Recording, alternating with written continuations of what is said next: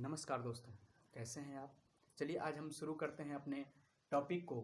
आज का टॉपिक मूल रूप से हमारा 10th और 12th को ध्यान में रखकर बनाए गए हैं, बोर्ड एग्जाम को ध्यान में रख के बनाए जा रहे हैं। और बेसिक से हम शुरू करते हैं। अगर 10th के खासतौर पे फिजिक्स की बात करें, फिजिक्स से ही शुरू करने वाले हैं। फिजिक्स की बात करते हैं तो इसमें हमारे हिसाब से 2 ही चैप्टर है, एक है प्रकाश, दूसरा है विद्युत। यानी प्रकाश ऊर्जा की बात है और विद्युत ऊर्जा की बात है। अब है कि प्रकाश के बारे में सबसे पहले हम जान लेते हैं कि प्रकाश क्या होता है दोस्तों। तो प्रकाश के बारे में विभिन्न लोगों ने, प्रकाश उन अमूल्य चीजों में है जो प्राकृतिक ने हमें प्रदान किया है और जिसके कारण दिन और रात हम मानते हैं कि होता है। तो प्रकाश के बारे में अलग अलग लोगों ने अलग अलग चीजें व्यक्त की है। तो हम प्रकाश को डिटेल से पहले समझते हुए उन सारे शब्दावलियों को समझेंगे जो हमको इस चैप्टर में यूज होने वाले हैं कि किस रूप में। तो सबसे पहले आता है दोस्तों प्रकाश क्या है। तो प्रकाश के बारे में कहा जाता है कि प्रकाश क्या है, ऊर्जा है। और हम लोग जानते हैं कि अगर ऊर्जा है तो ऊर्जा कि जहां पे भी संभावनाएं होती है, जैसे उष्मीय ऊर्जा हो गया, विद्युत ऊर्जा हो गया, कोई भी ऊर्जा, चाहे यांत्रिक ऊर्जा, भौतिक ऊर्जा, गतिज ऊर्जा, स्थितिज ऊर्जा, ये सारे ऊर्जाओं की बात आप लोग पहले जाने होंगे। तो ऊर्जा क्या किस लिए होता है? ऊर्जा होता है कार्य करने के लिए। तो इसका मतलब है कि ये भी कार्य, कोई ना कोई कार्य करेगा। तो प्रकाश कौन से कार्य करेंगे इसको हम लोग आगे देखते हैं दोस्तों। एक चीज तो यहां से समझ में आया कि प्रकाश क्या है दोस्तों। प्रकाश ऊर्जा का स्वरूप है। प्रकाश एक ऊर्जा स्वरूप है। और मूल रूप से प्रकाश का जो माध्यम है वो सूर्य है। और इसलिए कह सकते हैं हमें जो लगभग ऊर्जाएं, किसी भी रूप में ऊर्जाएं मिल रही है, उसका स्रोत क्या है? सूर्य है। तो सबसे पहले उसके बाद आया कि ऊर्जा एक स्थान से दूसरे स्थान तक जाती है। ऊर्जा क्या होता है? एक स्थान से दूसरे स्थान तक गमन करती है। तो अगर ऊर्जा एक स्थान से दूसरे स्थान तक गमन करती है तो उस गमन करने के लिए माध्यम की भी आवश्यकता होती है। और सूर्य से पृथ्वी तक आने के लिए तो कोई माध्यम है नहीं, वहां तो अंतरिक्ष है। तो फिर वहां कैसे आती है? प्रत्येक प्रकार की ऊर्जा को गमन करने के लिए ऐसा नहीं है कि माध्यम की आवश्यकता होती है। जो विकर्णीय ऊर्जा होते हैं उनको गमन करने के लिए, तो इसलिए बोला गया कि प्रकाश जो है वो केवल ऊर्जा ही नहीं बल्कि एक विकिरण भी है। और ये कैसी विकिरण है? तो बोला गया कि ये विद्युत चुंबकीय विकिरण है। इसलिए इसे हम बोलते हैं कि विद्युत चुंबकीय तरंग है। प्रकाश एक विकिरण, ये प्रकाश एक तरंग है। अब बात करते हैं प्रकाश एक जगह से, सूर्य से पृथ्वी तक आती है तो प्रकाश की चाल कितनी होती है, प्रकाश चलता कितनी चाल से है। तो प्रकाश के बारे में कहा जा सकता है कि प्रकाश की चाल निर्वात में, मतलब जहां पे कोई माध्यम ना हो, जहां पे कुछ भी ना हो, निर्वात हो, खाली जगह हो, तो वहां पे प्रकाश की चाल जो होती है, जिसको c से डिनोटेट करते हैं उस चाल को, और इसका मान होता है 3 × 10⁸ मीटर पर सेकेंड। याद रखें, जब इसको हम किलोमीटर में बदलेंगे, मतलब ये किलोमीटर, तो ये चूंकि 1000 मीटर में क्या होता है दोस्तों, 1000 मीटर बराबर होता है 1 किलोमीटर। तो 10⁻³ इसको लिख सकते हैं, मतलब 10⁻³ से भाग देंगे तो ये कितना आ जाएगा? 10⁻5। तो 10⁻5 को क्या बोलते हैं? लाख भी बोलते हैं। तो 3 लाख किलोमीटर, 3 लाख किलोमीटर पर सेकेंड भी इसको बोल सकते हैं, या 3 × 10⁸ मीटर पर सेकेंड बोल सकते हैं। तो प्रकाश के बारे में ये 3 चीजें। दूसरा चीज है प्रकाश किस रूप में होता है। प्रकाश तो कहीं कहीं प्रकाश का कण मॉडल की भी व्याख्या किया गया है। तो ये इसलिए बोला गया है कि प्रकाश क्या है? कण है। और प्रकाश के कणों के समूह को जो सूर्य से आती है, कहा जाता है कि सूर्य से जो किरण आती है वो फोटोन बंडल, प्रकाश ऊर्जा के बंडल के रूप में आती है और वो कणों के रूप में है, और उसे हम लोग फोटोन कहते हैं। तो प्रकाश ऊर्जा के बंडलों को जो सूर्य से निकल के आती है उसे हम फोटोन कहते हैं। बाद में इन सारे चीजों की आपके लिए यहाँ पे सबसे इंपॉर्टेंट पार्ट क्या था दोस्तों, यहाँ पे आप कि प्रकाश कैसा तरंग है, ये खूब पूछा जाता है 10th क्लास के ऑब्जेक्टिव में। प्रकाश की चाल कितनी होती है, प्रकाश क्या है? तो प्रकाश ऊर्जा का रूप है, और प्रकाश के समूह को क्या कहते हैं? फोटोन कहते हैं। ये थी प्रकाश के बारे में। प्रकाश के बारे में कहा जाता है कि प्रकाश जो होती है हमेशा सीधी रेखा में गमन करती है। परंतु यहाँ पे एक चीज और भी है दोस्तों, कि अगर ये सीधी रेखा में गमन करती है या सरल रेखा में गमन करती है तो प्रकाश तरंग है। तो चूंकि तरंग सरल रेखा में तो गमन नहीं करती है, तो फिर ये दोनों चीज, तो देखिए आपको एक चीज और, जब 10th तक हम पढ़ते रहते हैं तो केवल इसके कणीय मॉडल को पढ़ते रहते हैं, मतलब एक कण मान के पढ़ते हैं, इसलिए इस प्रकाश सरल रेखा में गमन करेगी। परंतु जब 12th क्लास में आप पढ़ेंगे तो वहां पे ये तरंग के रूप में कार्य करेगी, तो वहां पे ये तरंगीय रूप में कार्य करेगी, मतलब वहां पे ये केवल सरल रेखा में नहीं बल्कि इसकी और भी गतियां होगी। तो हम लोग बात करते हैं 10th लेवल से, हम पहले बेसिक चीजों पे बात करते हैं, बाद में हम आगे करेंगे। प्रकाश स्रोत की प्रकाश आता कहां से है, तो जहां से भी प्रकाश आता है या जहां से प्रकाश की उत्पत्ति होती है उसे हम प्रकाशीय स्रोत कहते हैं। जहां से भी प्रकाश की उत्पत्ति होती है, तो अगर दुनिया में देखें तो दो ही प्रकार के, इस स्रोत के आधार पे दो प्रकार से हम बांट सकते हैं सारे चीजों को। एक जहां से प्रकाश निकल रहा है और दूसरा जहां से प्रकाश नहीं निकल रहा है। जिससे प्रकाश निकल रहा है, जिससे प्रकाश उत्सर्जित होता है उसे हम बोलते हैं प्रदीप्त, और जिससे प्रकाश उत्सर्जित नहीं हो रहा है उसे हम बोलते हैं अद्विप्त। तो प्रकाश जिससे उत्सर्जित हो रहा है, जैसे अगर हम कहें कि सूर्य से प्रकाश उत्सर्जित हो रहा है तो सूर्य हो गया हमारा प्रदीप्त।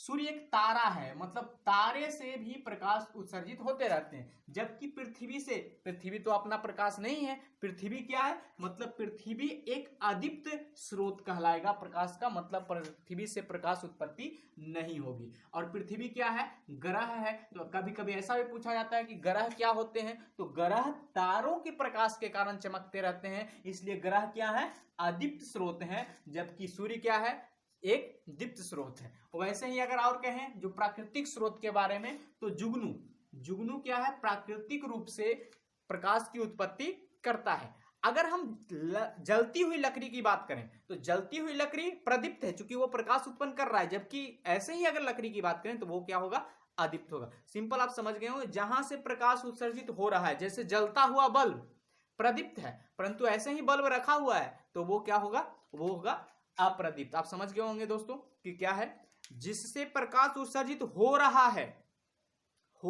अभी करंट में हो रहा है, तब वो प्रदीप्त कहलाएगा। परंतु अगर नहीं हो रहा है तो वो क्या कहलाएगा दोस्तों, वो कहलाएगा अदीप्त। अब सिंपल ये लाइन अपने माइंड में कि अगर हो रहा है तब प्रदीप्त है, नहीं हो रहा है तो वो अदीप्त है। तो प्रकाशीय स्रोत मूल रूप से ये दोनों बहुत ज्यादा ऑब्जेक्टिव में पूछे जाते हैं। तो आप समझ गए होंगे प्रकाशीय स्रोत किसे कहते हैं, या प्रकाश स्रोत आप कैसे लिखेंगे।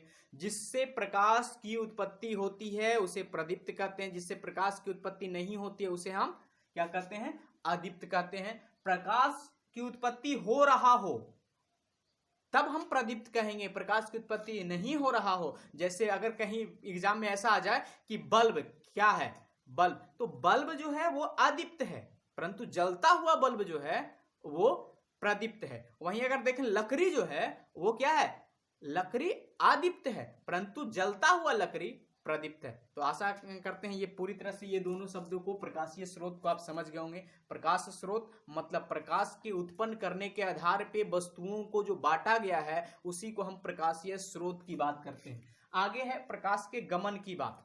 तो प्रकाश क्या होता है कि निर्वात में भी चलता है। प्रकाश क्या होता है दोस्तों कि प्रकाश से सीधी रेखा में चलता है। तो प्रकाश कभी कभी क्या हो सकता है कि प्रकाश अलग अलग जगहों से एक जगह पे मिल रहा हो, या प्रकाश सीधे सीधे चल रहा हो, या तो प्रकाश एक जगह से निकल रहा हो। मतलब तीन सिचुएशन है। एक क्या है कि सीधे सीधे चल रहा हो, मतलब प्रकाश क्या हो, और एक चीज और, प्रकाश सरल रेखा में गमन करती है, और प्रकाश के गमन करने को क्या कहते हैं, तो किरण कहते हैं दोस्तों। क्या कहते हैं, किरण। प्रकाश जिस पथ पे चलती है उस पथ को किरण कहते हैं। और किरणों के समूह को, मतलब प्रकाश का एक किरण ही नहीं जाएगा, प्रकाश के एक ही कण नहीं केवल गमन करेंगे, प्रकाश के बहुत सारे कण गमन करेंगे, तो किरणों के समूह को किरण पुंज कहा जा सकता है। तो हम यहां पे मान सकते हैं कि किरण पुंज के गमन करने के आधार पे, किरण पुंजों का मतलब किरणों के समूहों को गमन करने के आधार पे तीन कैटेगरी में बांटा गया है। एक को बोलते हैं अपसारी।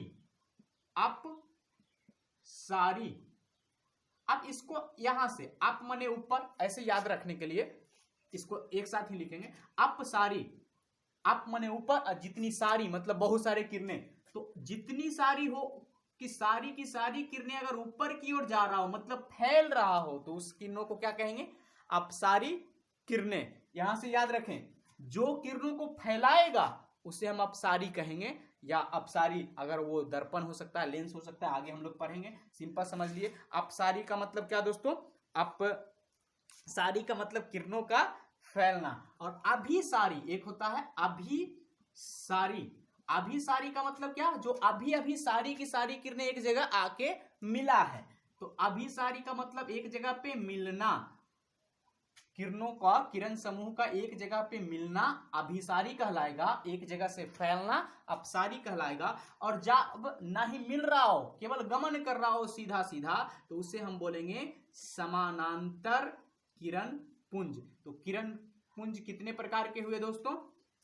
एक अपसारी मतलब सभी के सभी ऊपर की ओर जा रहा हो, अभिसारी मतलब सबके सब मिल रहा हो, समानांतर मतलब समान दूरी पे चल रहा हो। अब माध्यम, अब हो सकता है इसमें से किसी भी प्रकार का किरण किसी से पार करता है, जैसे आप देखेंगे शीशे से पार कर जाता है, स्वच्छ जल से पार कर जाता है।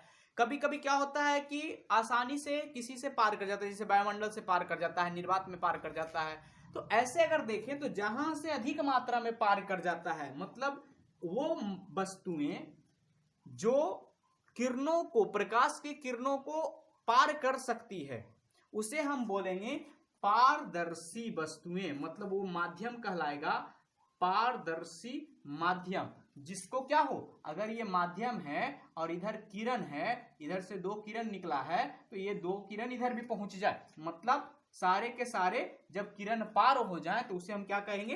पारदर्शी। अब जैसे एग्जांपल्स अगर कुछ देखें तो ऐसा कौन सा चीज हो सकता है? तो स्वच्छ कांच होता है, स्वच्छ जल होता है, ये वायुमंडल भी अगर कह सकते हैं कुछ देर के लिए। तो क्या हो गया? ये सारे के सारे क्या हैं? पारदर्शी वस्तुएं हैं। जैसे स्वच्छ जल।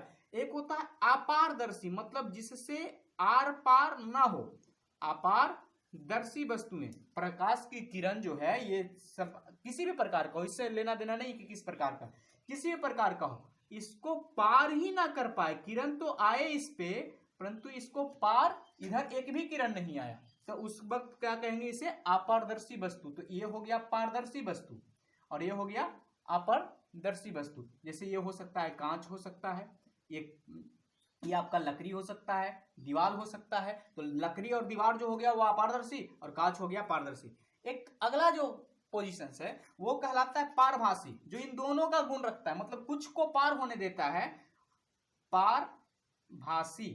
तो पारभासी माध्यम किसको कहेंगे? तो जहां से कुछ किरण तो पार हो जाए परंतु कुछ किरणें पार ना हो सके, मतलब ये किरण हो गया दूसरा नहीं हुआ, तो इसको हम क्या कहेंगे? पारभासी। तो इसको क्या कहेंगे? पारभासी किरणें। कि पारभासी किरणें, जैसे पारभासी माध्यम आपसे पूछा जाता है, तो जो गंदा जल होता है वो पारभासी होता है, मतलब उससे कुछ किरणें तो पार होती है, कुछ किरणें पार नहीं होती है। वैसे ही अगर तेल लगा हुआ कागज हो, घिसा हुआ कांच हो, तो ये सभी क्या है? इसमें कुछ प्रकाश की किरणें पार होती है, इसलिए ये सबको क्या बोलते हैं हम लोग?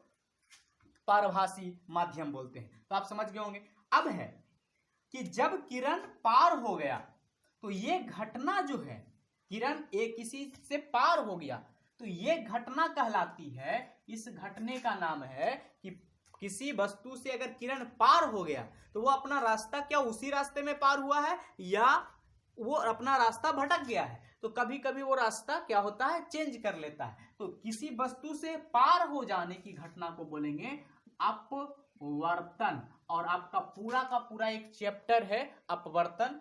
उसके बाद वो घटना जिसमें पार तो नहीं हुआ, तो यहां पे तो आया किरण, इस पोजीशन पे तो आया, तो क्या करेगा? वो यहां से टकरा के लौट जाएगा।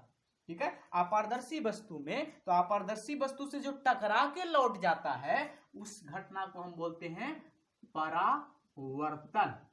ठीक है, तो इसके नियम कि ये कब परावर्तन होता है, किसके द्वारा परावर्तन होता है, ज्यादा परावर्तन कब होगा, कब किस प्रकार के किरणों का परावर्तन होगा, ये सारे इन चैप्टर में पढ़ने हैं। जब परिवर्तन करने के लिए हम क्या, और हमें कैसे पता होगा कि कितना परिवर्तन हुआ है, कहां पे क्या बनेगा, प्रकाश की किरणों को हम परावर्तित क्यों कराते हैं, अपवर्तित क्यों कराते हैं, इन सारे चीजों का अध्ययन हम अगले पार्ट में शुरू करेंगे। तो यहां पे आप अब कार्य की बात करेंगे, प्रकाश का कार्य क्या है? तो सबसे पहले तो ये वस्तुओं को क्या करता है? दृश्यमान बनाता है। दूसरा कार्य, मूल इसका कार्य है प्रतिबिंब निर्माण करना। याद रखें, क्या? प्रतिबिंब निर्माण करना, ये एक प्रमुख कार्य है। किसी वस्तु का प्रकाशीय प्रतिलिपि को हम प्रतिबिंब कहते हैं। मतलब प्रकाश द्वारा उसका किसी वस्तु का फोटोकॉपी, जैसे आप अभी जो देख रहे हैं हमें, हम मोबाइल में नहीं है, तो ये किसके द्वारा बनाया गया हमारा प्रतिबिंब है। हमारा प्रतिबिंब जो बनाया गया वो किसके द्वारा है? प्रकाश के द्वारा बनाया गया है। तो आप समझ गए होंगे प्रतिबिंब क्या है। प्रकाश द्वारा किसी वस्तु का प्रतिलिपि, फोटोकॉपी बनाना ही प्रतिबिंब कहलाता है। उसी फोटोकॉपी को हम प्रतिबिंब कहते हैं। और अगर प्रकाश ना हो, जैसे अगर कोई पूछे कि हम किसकी सहायता से देखते हैं, तो एक तो आंख, कि बिना आंख के भी नहीं देख सकते हैं, परंतु आंख रहते हुए भी नहीं देख सकते हैं। अगर कौन सा नहीं चीज होगा, प्रकाश नहीं होगा, तो हम नहीं देख सकते हैं। तो आशा है यह पार्ट आपको बेसिक सेंस में प्रकाश को समझने में जिन शब्दों का हम प्रयोग करने वाले हैं आगे के पार्ट में, आपके बिल्कुल समझाने के उद्देश्य से है। अगर आप इसका नोट्स चाहते हैं, मतलब इसका पूरा, तो नोट्स वाइज आपका एक अलग तरीके से आपका रिवीजन टाइप से हम नोट्स को पढ़ाते हैं। वो आपका सीधे सीधे पीडीएफ पढ़ाया हुआ होगा, तो आप वहां पे उस चीज को भी देख लें। दूसरा चीज, फिर आपका उन्नयन का रिकॉर्डेड आपको भेजा जाता है, उस चीज को देख लें। ये चीज आपके समझाने के मकसद से है, ठीक है। क्योंकि आप इस चीज को समझिए, जानिए कि ये क्या होता है। मूल रूप से हमारे हिसाब से सब्जेक्ट कुछ ज्यादा हार्ड कोई नहीं होता है, बस उसमें कुछ शब्दों की जानकारी। तो आज हम लोग जो शब्द जानकारी लिए, बोलिए प्रकाश क्या होता है, प्रकाश के बारे में, प्रकाश स्रोत क्या है, और प्रकाश गमन कैसे करता है, तो प्रकाश के आधार पर माध्यम क्या है, प्रकाश की घटनाएं कौन कौन सी है। बहुत सारी घटनाएं हैं, प्रकीर्णन, वर्ण विक्षेपण, तो ये सारे कुछ कुछ घटनाएं, ये बाद में हम लोग बात करेंगे। गुड लक दोस्तों, फिर मिलेंगे।